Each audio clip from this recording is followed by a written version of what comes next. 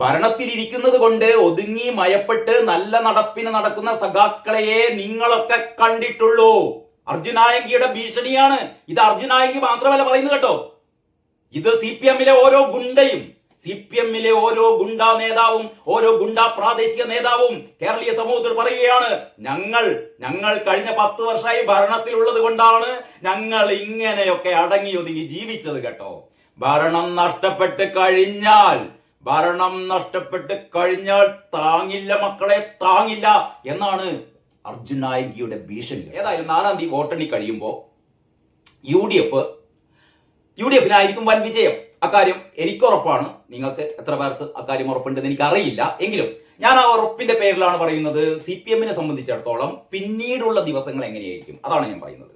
ഇപ്പൊ സ്വാഭാവികമാണ്, ഒരു തെരഞ്ഞെടുപ്പിൽ LDF ചിലപ്പോൾ ജയിക്കും, അല്ലെങ്കിൽ തോൽക്കും, അല്ലെങ്കിൽ UDF ജയിക്കും, തോൽക്കും, BJP ചിലപ്പോൾ ജയിക്കും, തോൽക്കും. ഇതൊക്കെ സ്വാഭാവികമാണ്. വോട്ടെണ്ണലിന് മുന്നേ തന്നെ നമുക്ക് അങ്ങനെ ഒരു കാര്യം 100% ഉറപ്പിൽ പ്രെഡിക്റ്റ് ചെയ്യാൻ പറ്റുമെന്ന് ചോദിച്ചാൽ പറ്റില്ല. പക്ഷെ ഇവിടെ പറ്റും, കേരളത്തിൽ പറ്റും. കേരളത്തിൽ എന്തുകൊണ്ട് പറ്റും? കാരണം നമ്മൾ കണ്ടിട്ടില്ലേ, ഒന്ന് ഈ പ്രചാരണം തന്നെ. ഈ പ്രചാരണ കാലത്ത് ഇപ്പൊ ഇത്ര 227 കോടിയായിട്ടാണ് പ്രചാരണത്തിന് വേണ്ടി ചെലവാക്കിയത്. ഇത് നാട്ടിലെല്ലാവർക്കും അറിയാം. 227 കോടി ചെലവാക്കിയിട്ടാണ് കള്ളത്തരങ്ങൾ പ്രചരിപ്പിക്കുന്നത് എന്ന് എല്ലാവർക്കും മനസ്സിലായി. പിന്നെ ആരെങ്കിലും ഈ 227 കോടി രൂപയുടെ ഈ പ്രചാരണങ്ങൾ ആരും വിശ്വസിക്കുമോ? ഇത് കള്ളത്തരാണെന്ന് എല്ലാവർക്കും അറിയാലോ. അപ്പൊ ഇവരുടെ ഈ തള്ളുകളൊന്നും ആൾക്കാർ വിശ്വസിക്കാൻ പോകുന്നില്ല. ഇവരുടെ ഇപ്പൊ ചില അന്നഗമികളൊക്കെ ഞങ്ങൾ വീണ്ടും തിരിച്ചു വരുന്നു പറയുന്നത് എന്തുകൊണ്ടാണെന്ന് അറിയോ? കാരണം 10 വർഷത്തെ വികസനം, ഇവരതാ പറയുന്നത്. 10 വർഷത്തെ വികസനം. ഈ 10 വർഷത്തെ എന്ത് വികസനമാണെന്ന് ചോദിച്ചാൽ, അല്ല 10 വർഷം സമഗ്രമായ വികസനം. എന്ത് സമഗ്രമായ വികസനടോ? 10 വർഷത്തിനിടക്ക് നിങ്ങൾ ഇവിടെ കൊണ്ടുവന്ന ഒരു മെഗാ പ്രോജക്റ്റ് പറ.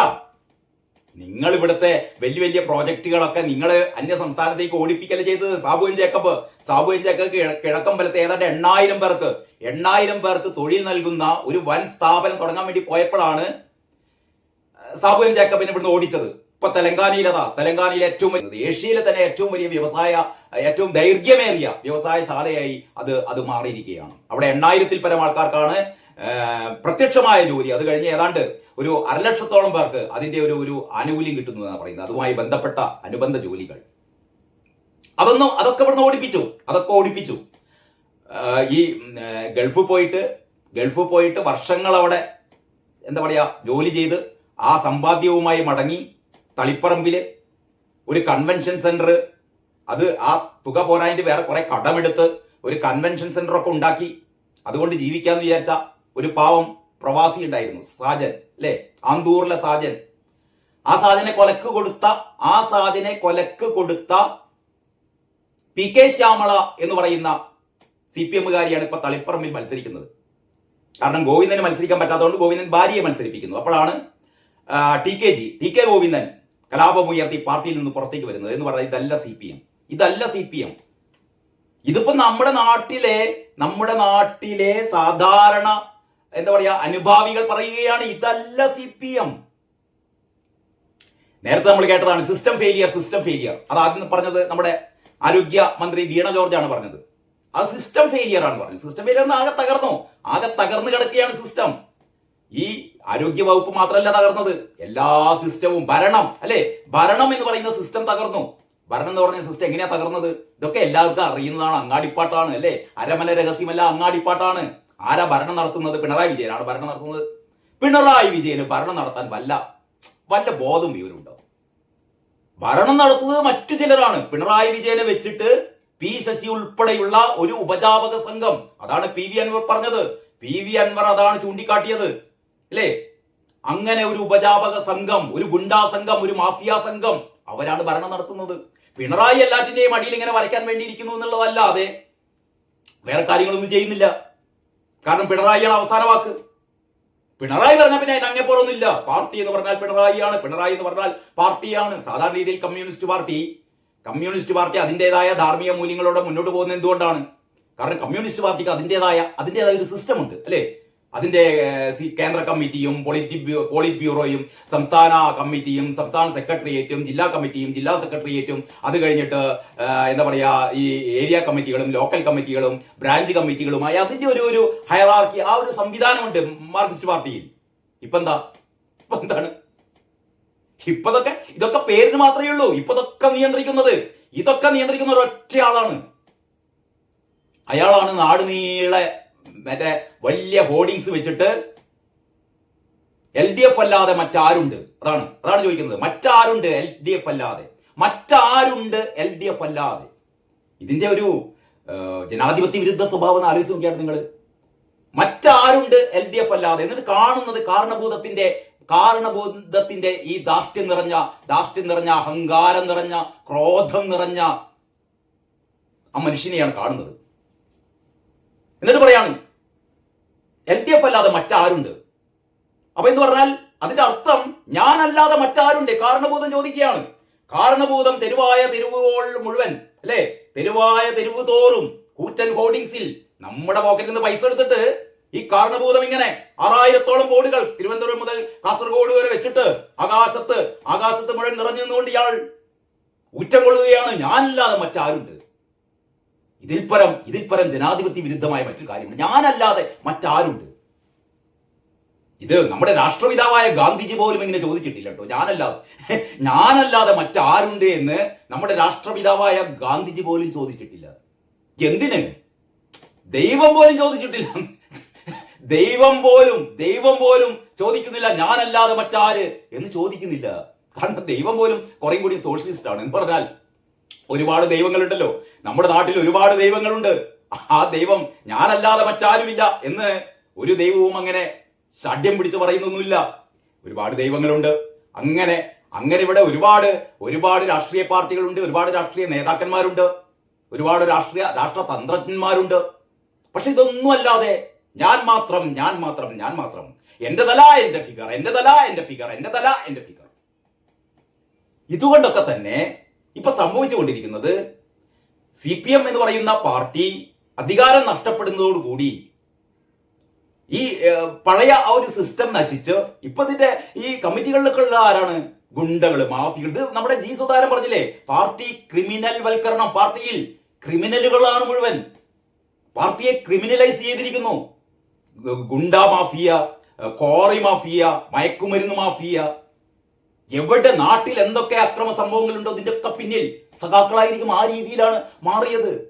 പണ്ടൊക്കെ നമ്മൾ ഈ ലോക്കൽ കമ്മിറ്റി ഈ താഴെയുള്ള ബ്രാഞ്ചും ലോക്കലും ഏരിയ കമ്മിറ്റികളിലൊക്കെ ഉള്ള അവരുടെ നേതാക്കന്മാരെന്നൊക്കെ പറഞ്ഞാൽ അങ്ങനെ കീറി മുറിച്ചു കഴിഞ്ഞാൽ ഇവരുടെ ശരീരത്തില് ആ CPM-ന്റെ ആ മാർക്സിസത്തിന്റെ ഉച്ചം കൊള്ളുന്ന ആ ഒരു തിളയ്ക്കുന്ന രക്തമാണ് ഇവർക്കുണ്ടാകുക, അല്ലേ? ഇപ്പൊ ആർക്കെങ്കിലും എന്ത് കമ്മ്യൂണിസം, എന്ത് മാർക്സിസം, നമുക്ക് പൈസ കിട്ടിയാൽ മതി. അതിനു വേണ്ടിയിട്ട് ഏത് മയക്കുമരുന്ന് ലോബിയുടെ കൂടെയും കൂടും, ഏത് കള്ളവാറ്റിന്റെ കൂടെയും കൂടും, ഏത് ലഹരി കച്ചവടക്കാരനായിട്ടും കൂടും, ഏത് കോറി മാഫിയക്കാരനായിട്ടും കൂടും, ഏത് അധോലോക സംഘവുമായിട്ടും കൂടും. നമുക്കൊരൊറ്റ കാര്യം, പൈസ കിട്ടണം. ഇവിടുത്തെ ബ്രാഞ്ച് തലം മുതൽ അങ്ങേയറ്റത്ത് CC വരെയുള്ള എല്ലാ നേതാക്കന്മാരുടെയും ഈ ഒറ്റ കാര്യം മാത്രമേ ഇത് മുഴുവൻ നിയന്ത്രിക്കുന്നത് കാരണഭൂതം. അപ്പോഴാണ് സ്വാഭാവികം നിങ്ങൾ ആലോചിച്ച് നോക്കിയിട്ട് ഇവിടെ സംഭവിക്കാൻ പോകുന്നത് എന്താ അറിയോ? ഇപ്പൊ VD സതീശനോ അല്ലെങ്കിൽ രമേശ് ചെന്നിത്തലയോ KC വേണുഗോപാലോ ഇവർ തമ്മിലുള്ള തർക്കം ആര് മുഖ്യമന്ത്രിയാവും? ഇവരല്ലേ? ആരെങ്കിലും ആവട്ടേനെ. ഇവരിൽ ആരെങ്കിലും ഒരാൾ മുഖ്യമന്ത്രി ആയി എന്ന് വിചാരിക്കുക. ആദ്യത്തെ ആഴ്ച വേണ്ടെന്ന്, ആദ്യത്തെ ദിവസം മുതൽ ഇവിടെ വെടിപൊട്ടാൻ തുടങ്ങും, ഇവിടെ അടിപൊട്ടാൻ തുടങ്ങും. കോൺഗ്രസ്സുകാർക്കിടയിലല്ല, CPM-കാർ, CPM-ലെ ആക്രമണകാരികൾ, CPM-ലെ ഗുണ്ടകൾ, CPM-ലെ ഗുണ്ടാ നേതാക്കന്മാർ ആക്രമണം അഴിച്ചുവിടാൻ തുടങ്ങും. അതാണ് കേരള ജനത കാത്തിരിക്കുന്നത്. ഇനി അക്രമത്തിന്റെ ദിവസങ്ങളായിരിക്കും. അവർക്ക് അതേ ചെയ്യാൻ പറ്റുള്ളൂ. അതുകൊണ്ട് അതിന്റെ ഞാൻ നിങ്ങളോട് ഇത്രയും പറയാൻ കാരണം, അർജുനായങ്കി അറിയാലോ? അർജുനായങ്കി എന്ന ആരാണെന്ന് കേരളീയരെ ആരും പരിചയപ്പെടുത്തേണ്ട കാര്യമില്ല. അർജുൻ അയങ്കി നല്ല CPM-ന്റെ ഗുണ്ടാ നേതാവ്. സ്വർണം പൊട്ടിക്കലും ഗുണ്ടാ വിളയാട്ടവുമായി CPM-ന്റെ മറ്റൊരു കൊടിസുനി. അതാണ് അർജുനായങ്കിയുടെ ഒരു ഫേസ്ബുക്ക് പോസ്റ്റാണ്. മെയ് 4 ശേഷം ക്ഷൗരം ചെയ്ത് കളയുമെന്നാണ് ഭീഷണികൾ. അതായത്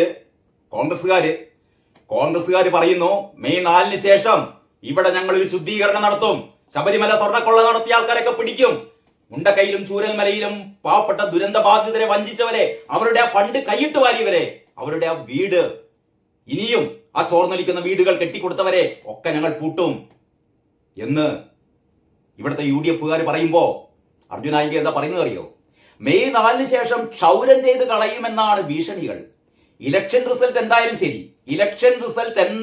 ശരി അയ്യപ്പനും കോശിയിലും ആ സിനിമ ഓർമ്മണ്ടല്ലോ, അയ്യപ്പനും കോശിയിലും മരണപ്പെട്ടു പോയ അനിൽ നെടുമങ്ങാടിന്റെ ക്യാരക്ടർ കോശിയായ പൃഥ്വിരാജിനോട് പറയുന്ന ഒരു ഡയലോഗ് ഉണ്ട്. അത് അനിൽ നെടുമങ്ങാട് ആ നടൻ മരണപ്പെട്ടു കേട്ടോ. ആ ഒരു പോലീസ് ഉദ്യോഗസ്ഥനായി അഭിനയിച്ച അനിൽ നെടുമങ്ങാട് ആ ക്യാരക്ടർ കോശിയായ പൃഥ്വിരാജിനോട് പറയുന്ന ഒരു ഡയലോഗ് ഉണ്ട്. കാക്കി ഇട്ടോണ്ടാണ് അയ്യപ്പൻ നായർ ഒന്ന് ഒതുങ്ങിയത്, ഒന്ന് മയപ്പെട്ടത്. ആ കാക്കിയാണ് നീ ഇപ്പോ നഷ്ടപ്പെടുത്തിയത്. കണ്ടറിയണം കോശി, നിനക്കെന്താ സംഭവിക്കാൻ പോകുന്നത് എന്ന്. അപ്പൊ അയ്യപ്പൻ നായർ ഇതുവരെ അടങ്ങി ഒതുങ്ങിയത് അയാൾക്ക് പോലീസിന്റെ കുപ്പായം ഉണ്ടായിരുന്നു, അതുകൊണ്ടാണ്.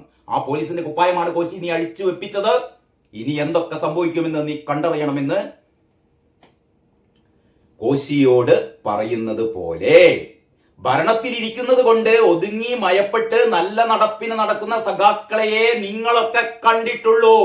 അർജുനായങ്കിയുടെ ഭീഷണിയാണ് ഇത്. അർജുനായങ്കി മാത്രമല്ല പറയുന്നത് കേട്ടോ, ഇത് CPM-ലെ ഓരോ ഗുണ്ടയും, CPM-ലെ ഓരോ ഗുണ്ടാ നേതാവും, ഓരോ ഗുണ്ടാ പ്രാദേശിക നേതാവും കേരളീയ സമൂഹത്തോട് പറയുകയാണ്, ഞങ്ങൾ കഴിഞ്ഞ 10 വർഷമായി ഭരണത്തിലുള്ളത് കൊണ്ടാണ് ഞങ്ങൾ ഇങ്ങനെയൊക്കെ അടങ്ങി ഒതുങ്ങി ജീവിച്ചത് കേട്ടോ. ഭരണം നഷ്ടപ്പെട്ട് കഴിഞ്ഞാൽ താങ്ങില്ല മക്കളെ, താങ്ങില്ല എന്നാണ് അർജുനായങ്കിയുടെ ഭീഷണി കേട്ടോ. ഇനി അഥവാ പരാജയപ്പെട്ട് പ്രതിപക്ഷമായാലും ഞങ്ങളാരും കെട്ടും കെട്ടി കാശിക്കോ സതീശനെ പോലെ വനവാസത്തിനോ പോവില്ല. തോറ്റു കഴിഞ്ഞാൽ സതീശൻ വനവാസത്തിന് പോകുന്നു പറഞ്ഞിട്ടുണ്ട്. ഞങ്ങൾ തോറ്റാലേ ഞങ്ങൾ അങ്ങനെ കെട്ടും കെട്ടി വനവാസത്തിനൊന്നും പോവില്ല. ഇവിടെ തന്നെ കാണും. ഭരണസ്വാധീനം ഉപയോഗിച്ച് നീയൊക്കെ വേട്ടയാടി അങ്ങ് വടിച്ചു കളയുമെങ്കിൽ അതിനെ നേരിടാൻ ഒരു ഭയവുമില്ല. പക്ഷേ നീയൊക്കെ ജയിച്ചിട്ട് വേണ്ടടോ കോമാളികളെ. അർജുനായങ്കിയാണ് പറയുന്നത് കേട്ടോ. ഇതില് എന്നെ ഞെട്ടിപ്പിച്ച വാചകം ഇതാണ്. അതുപോലെ ഭരണത്തിലിരിക്കുന്നത് കൊണ്ട് ഒതുങ്ങി മയപ്പെട്ട് നല്ല നടപ്പിന് നടക്കുന്ന സഖാക്കളെയെ നിങ്ങളൊക്കെ കണ്ടിട്ടുള്ളൂ. ഭരണം പോയാൽ ഞങ്ങളൊക്കെ ഞങ്ങളുടെ യഥാർത്ഥ മുഖം വെളിപ്പെടുത്തുമെന്നാണ് ഈ വടിവാൾ ഭീകരനായ അർജുനായങ്കി പറയുന്നത്. ചില കമന്റുകളാണ് ഇത്. അർജുനായങ്കിക്ക് എത്ര ആരാധകന്മാരെന്നറിയോ? അതായത് CPM-ല് എനിക്കൊന്ന് പിണറായി വിജയൻ ഉള്ളതിനേക്കാൾ മുഹമ്മദ് റിയാസിന് ഉള്ളതിനേക്കാൾ ആരാധകര് അർജുനായങ്കിക്കാണ്. കാരണം അവരുടെ ധീര പോരാളിയാണ് അത് അർജുനായങ്കി. വെട്ടടാന്ന് പറഞ്ഞാൽ വെട്ടും, കൊല്ലടാന്ന് പറഞ്ഞാൽ കൊല്ലും അല്ലേ. അതിന്റെ താഴെ ഒരു കുട്ടിസഖാവ് ആവേശത്തോടെ പിന്നെ അല്ലാതെ അർജുനായങ്കി ഇമ്മക്ക് വെട്ടണടാ, ഇമ്മക്ക് കൊല്ലണടാ, ഇമ്മക്ക് 51 വെട്ടി കൊല്ലണമെടാ എന്ന് ഇതിന്റെ താഴെ ആവേശം കൊള്ളുകയാണ് സഖാക്കൾ. പിന്നെ വേറൊരാള് ഇതാ സിമ്പല്. മറ്റൊരു യുവ സഖാവ് കൊത്ത് സിനിമയിൽ പറഞ്ഞ പോലെ ഒരറ്റത്ത് നിന്ന് തല വീണു തുടങ്ങിയാൽ അതിന് അന്തമുണ്ടാവൂല. തിരിഞ്ഞോ കൊങ്ങികളെ ഇങ്ങക്ക്. ഞാനെന്താ പറയുന്നത്? അക്രമങ്ങൾ ഇങ്ങനെ പ്രോത്സാഹിപ്പിക്കുകയാണ്. കൊത്ത് സിനിമയിൽ പറഞ്ഞ പോലെ ഒരറ്റത്ത് നിന്ന് തല വീണു തുടങ്ങിയാൽ അതിന് അന്തമുണ്ടാവൂല. തിരിഞ്ഞിനോ കൊങ്ങികളെ ഇങ്ങക്ക് എന്നാ ചോദിക്കുന്നത്. അപ്പൊ ഇവിടെ ഭരണം മാറിയാൽ ഇവിടെ സമൂലമായ വ്യാപകമായ അക്രമം അഴിച്ചുവിടാനുള്ള എല്ലാവിധ ഗൂഢശ്രമങ്ങളും അണിയറയിൽ നടന്നുകൊണ്ടിരിക്കുന്നു എന്നുള്ളതാണ് നമ്മളെ ഞെട്ടിപ്പിക്കുന്ന ഒരു കാര്യം.